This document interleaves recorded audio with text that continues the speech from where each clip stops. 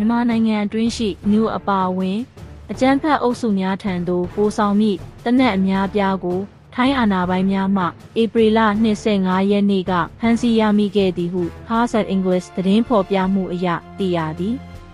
ထိုင်းနိုင်ငံဘန်ကောက်မြို့လက်စီခရိုင်ထုံးစုံဟုံမြို့နယ်ချိန်ဝထနာ10နှစ်လမ်းသွယ်နှစ်ရှိကွန်ဒိုမီနီယံအခန်းတစ်ခုတွင်စစ်လက်နက်များတိုးဝှက်ထားသည်ဟုသောသတင်းရထုံးစုံဟုံရဲစခန်းမှဝင်ရောက်စီးနင်းရှာဖွေခဲ့ရာမှလက်နက်နှင့်ကြီးကပ်အမြောက်များကိုဖမ်းဆီးရမိခဲ့ခြင်းဖြစ်သည်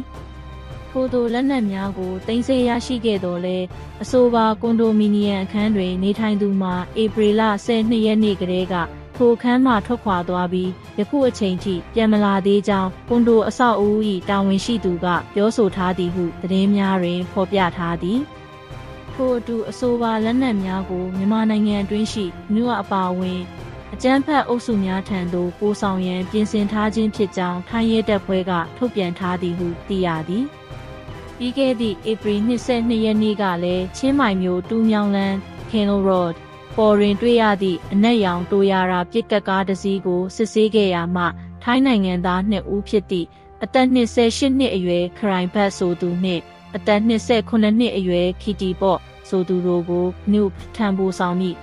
9.56မမကြီး36ရိုင်ဖယ်10လက်ကြီးကတ်10ခု89လောင်ချ14လက်တိုနှင့်အတူဖမ်းမိခဲ့သေးသည်ဟုလည်းသိရသည်